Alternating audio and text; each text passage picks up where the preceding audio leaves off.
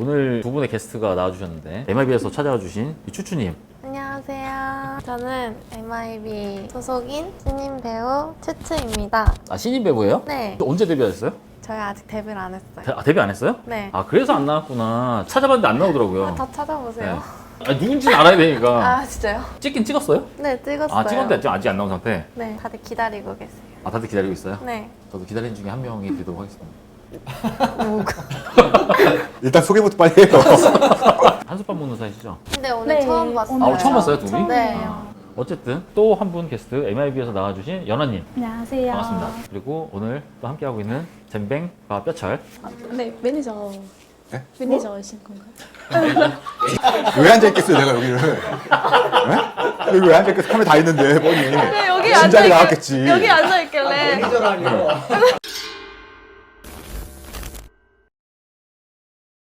두 분 나이가 어떻게 되세요? 26살. 26살이요? 네. 저 맞춰보세요. 22. 어떻게 하셨어요? 봤어요. 프로필 보내주셔가지고. 얼굴만 보고. 당연히 다 보고 왔죠. 다 알고 온 거지.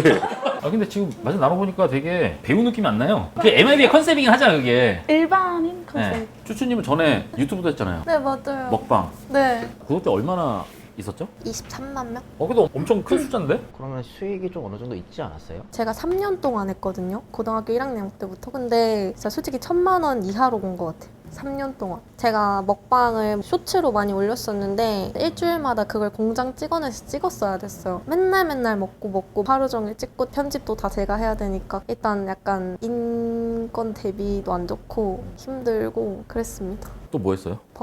하다가 메이드 카페 취직해가지고 거기서 놀다가 지하 아이돌 그 지하에서 약간 일본 컨셉 잡고 공연하는 거 있는데 공연도 하다가 뭐 MIB를 해보게 된 거죠. 그 전에 뭐 하셨어요? 병원에서 일을 했었어요. 병원에서요? 실제로 일을 했었어요. 수술. 수술방? 멋있다. 네, 정형외과랑 신경외과. 조무사고 간호사도 사실 준비를 하고 있긴 한데 수술방에서 근무하실 때 급여는 어느 정도 받았어요? 특수파트라서 다른 부서보다 조금 더 주긴 하는데 이것저것 다 해서 한 190만 원? 근데 간호사 수술방에 계시다가 어쨌든 전향을 했잖아요. 큰 계기가 있었어요? 솔직히 말하면 돈이 조금 궁한 것도 있고 그리고 해보고 싶었어요. 호기심이 좀 있어가지고. 아, 그래요? 일본 이런 데는 많은데 우리나라는 없으니까 그다음에 마침 알아보니까 이런 얘기가 들려오는 거예요. 그래서 전화를 했더니 이제 면접을 보고 통과가 돼서 하게 됐어요. 아, 우리나라에도 이제 합법이 있다는 걸 알게 된 순간 이제 딱 네, 알아보고. 다음에 간호사 컨셉 해줘. 아, 있어요.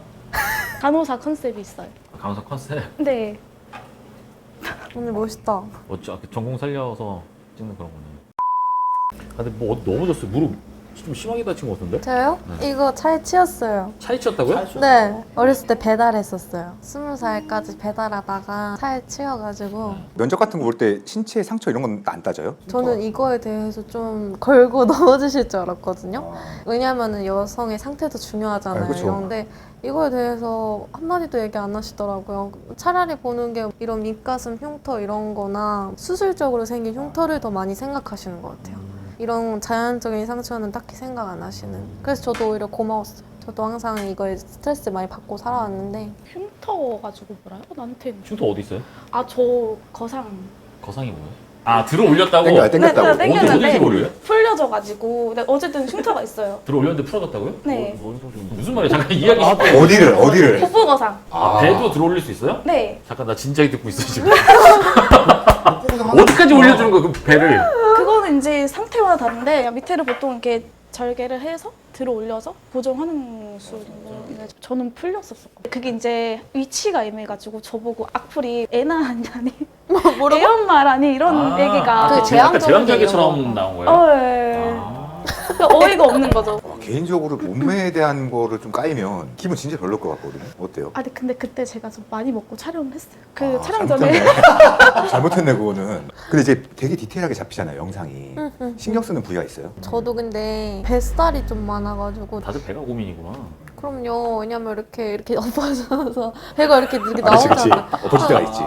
그러면 무조건 힘도 줘야 되고. 근데 그 당시에 제가 찍을 줄 몰랐어요. 그 전날까지도 아 진짜 내가 찍나? 하다가 관리도 안 하고 막 한 거예요. 지금 그 영상에서는 좀 통통해요. 그때보다 지금이 더 빠져있어요. 그럼 오늘 영상 잘 찍혔다 했던 그 기분들이 딱 와요, 느낌이? 아니 근데 제가 생각했던 건 이렇게 생각을 했는데 실제로 이렇게 사진이나 영상 같은 것들 보면은 그런 느낌이 좀 아니더라고요. 아 내가 찍을 때 로맨스였는데. 네 맞아요. 마지막 보니까 머리가 다 후루룩.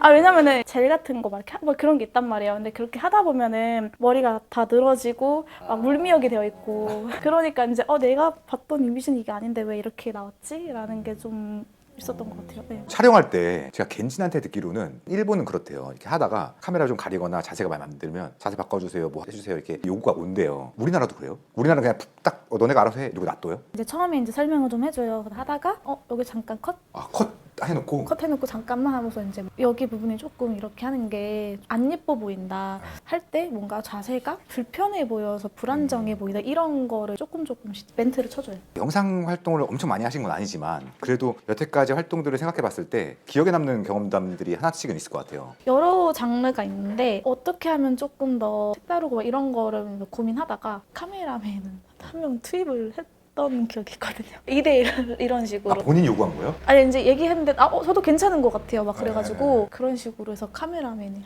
투입을 해서 2대1이 이제 했었던 적이 있었어요. 와, 그 카메라맨도 그냥 카메라맨이 아니네.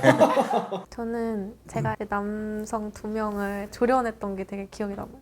이게 실제로는 그렇게 할 수가 없잖아요. 그렇죠. 그래서 좀 로망? 조련이 로망인 거예요? 그냥 이런 것도 해보고 싶었다 이런 생각이었었는데 이제 시켜주니까 그냥 막 한 거죠 그냥.